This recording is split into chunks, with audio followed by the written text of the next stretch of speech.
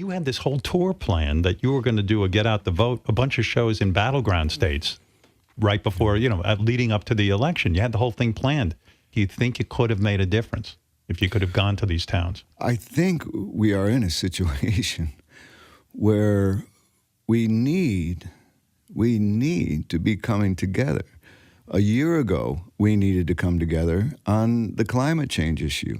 That is a huge thing. And you almost think, well, it's kind of happening slow. They're still kind of debating it like it's a debate, or like half the people think this and half the people don't. It's like, no, 99% of the scientists in the world say this is happening. And then you think, well, if it all happened in one day, then we would have to come together. It was like some life-changing thing where it just happened in one day and we had no way to avoid it.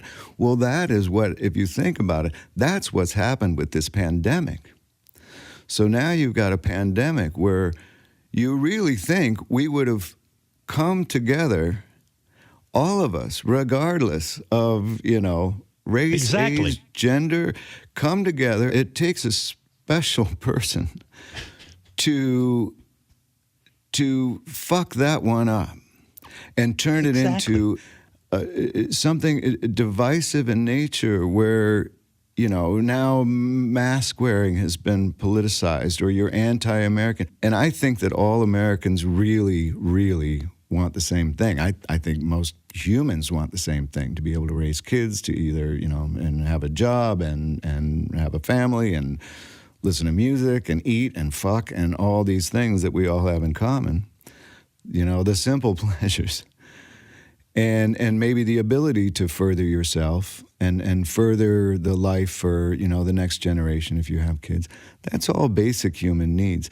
It's to have been pitted against each other in this kind of way is been so disheartening, and it's maybe what's happened on the positive side is that when you see that 93 million people have voted ahead of time, maybe this is one positive byproduct, that people aren't able to sit this one out and people are getting engaged, and hopefully after the election they will continue to be, because there's just so much work to do and so much to be repaired, and I really.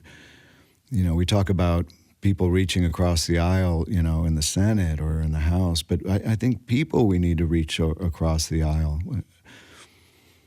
I mean, I could not have said that better.